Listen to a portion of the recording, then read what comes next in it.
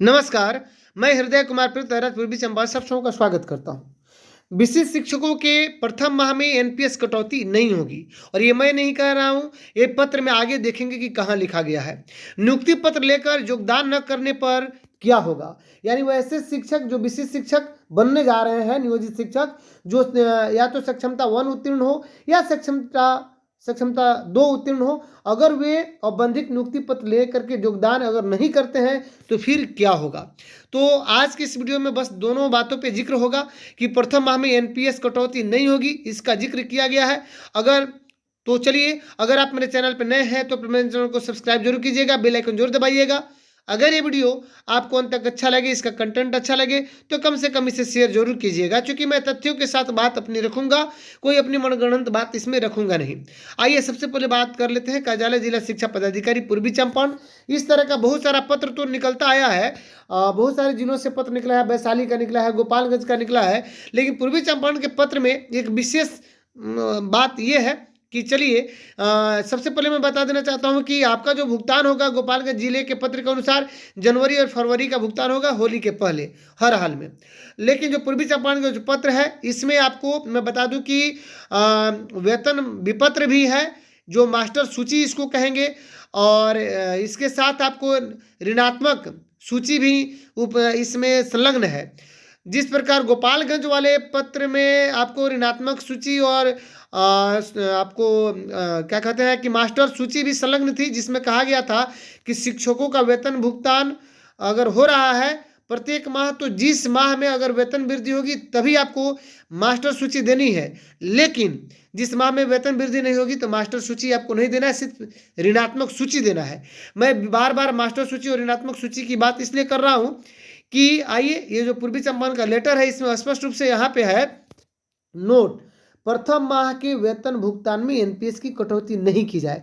आखिर इसके पीछे क्या रीजन है कि इस तरह का नोट दिया गया है कि जो विशिष्ट शिक्षक है उनका ही ये वेतन विपत्र है, विशिष्ट शिक्षकों का विहित प्रपत्र सब वेतन विपत्र, और ये 1 से 5, 6 से 8, 9, 10 से 10+2 का टिक लगाया जाएगा, जिसका यहाँ पे नाम होगा जो जिस वर्ग के शिक्षक होंगे। लेकिन ये जो सबसे महत्वपूर्ण बात है कि एक विपत्ति आती है तब तक दूसरी अभी गई नहीं, तब तक दूसरी चली आती है। ये विशिष्ट शिक्षकों के साथ ही ऐसा हो रहा है, चूंकि आप देख रहे हैं कि एक तो 25,000, 28, 31, 32,000 पे इनका वेतन भुगतान करने की बात की जा रही है। उसमें कहा जा रहा है कि कम समय है इसलिए ऐसा किया जा रहा है, वेतन निर्धारण बाद में किया जाएगा, है ना। दूसरी समस्या ये अब आ गई कि प्रथम माह के वेतन भुगतान में एनपीएस की कटौती नहीं की जाए, यहां से स्पष्ट रूप से नोट में लिखा गया है। इसके पीछे क्या रीजन है? जहां तक कि मेरा मानना है कि 1 तारीख, हालांकि मेरा मानना क्या है, कुछ लोगों ने 1 जनवरी को योगदान किया है और कुछ लोगों ने, यानी 90% क्या कहें, 99% लोगों ने 1 जनवरी को योगदान कर लिया विशिष्ट शिक्षक को के रूप में 1 जनवरी 2025 को, और बहुत कम जो शिक्षक थे वहीं आपको 2 जनवरी या 3 जनवरी यानी 1 से 7 तक का जो समय दिया गया था। तो जो 1 को योगदान नहीं किए, जो 2 से 7 के बीच में जो योगदान किए हैं, उनके लिए समस्या ये होगी कि पूरे माह का एनपीएस कटौती नहीं किया जा सकता है, क्योंकि विशिष्ट शिक्षक के रूप में उनका जो वेतन बनेगा वो उस तिथि से बनेगा 2 जनवरी से अगर योगदान किए हैं तो। अब बात आ रही है कि जो 1 जनवरी से योगदान किए हैं, कम से कम उनकी तो पूरी तरह से पूरे माह का एनपीएस कटौती होना चाहिए। हालांकि मेरा तथ्य यहाँ भी गलत हो सकता है कि ठीक है, जो 2 जनवरी को किए हैं तो 2 जनवरी से लेकर के 31 जनवरी तक जितना उनका वेतन बनता है उसी पर उनका एनपीएस बनना चाहिए। लेकिन आखिर इसके पीछे क्या रीजन है कि यहाँ पे पूर्वी चंपारण जिले के पत्र में स्पष्ट रूप से अंकित है कि प्रथम माह के वेतन भुगतान में एनपीएस कटौती नहीं की जाए। तो चलिए, आप अपना मंतव्य जरूर रखिएगा इस पर कि आपके जिले में क्या है और क्या नहीं है, और आगे बढ़ते हैं। चूंकि मेरे इस वीडियो का दूसरा जो मूल मुद्दा था वो नियुक्ति पत्र लेकर योगदान न करने पर क्या होगा, ये मुद्दा था। तो आप सबों को पता होगा कि इस तरह का एक नियुक्ति पत्र मिलेगा जो हमारे सभी शिक्षकों को, और ये नियुक्ति पत्र लेने के तत्पश्चात अगर हमारे शिक्षक जो नियोजित शिक्षक हैं विशिष्ट बनना नहीं चाहते हैं, क्योंकि बहुत सारी बातें आ रही हैं इसमें, प्रमोशन को लेकर के, स्नातक प्रमोशन को लेकर के खबरें आ रही है कि 2 माह में प्रमोशन हो जाएगा। तो प्रमोशन तो आज कई सालों से हो रहा है, ऐसा बात नहीं है। ये प्रमोशन तो समझिए कि आज 5 सालों से हो रहा है लगभग, और प्रमोशन होते होते 2025 आ गया।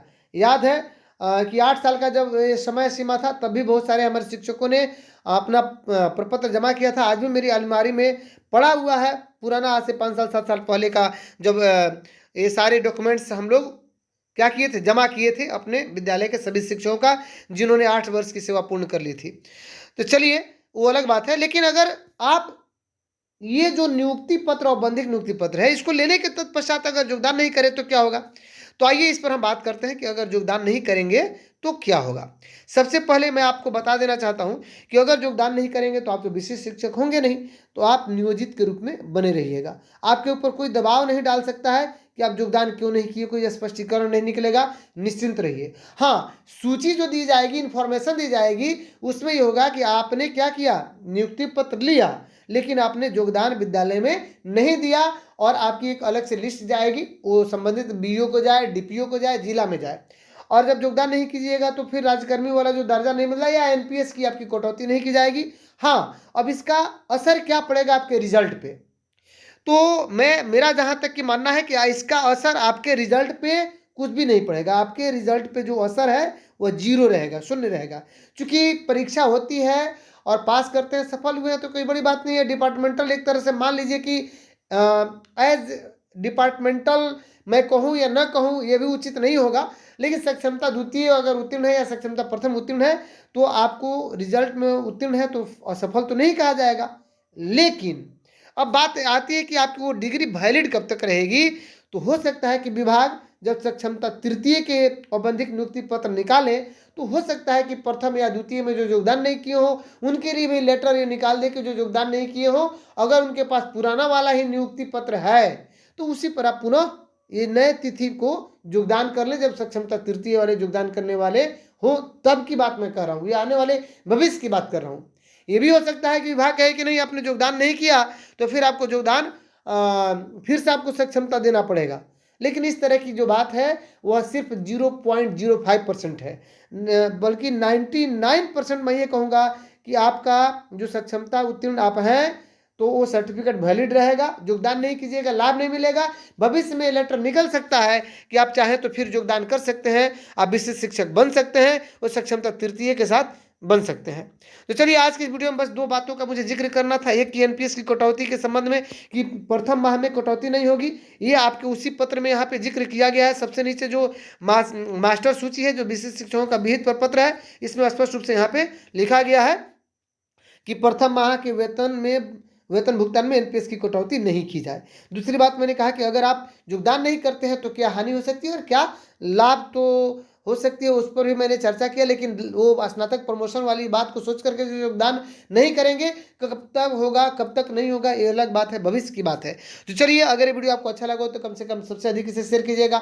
अगर आप मेरे चैनल पर नए हैं तो प्लीज मेरे चैनल को सब्सक्राइब जरूर कीजिएगा, बेल आइकन जरूर दबाइएगा। मिलते हैं नेक्स्ट वीडियो में, तब तक के लिए थैंक यू।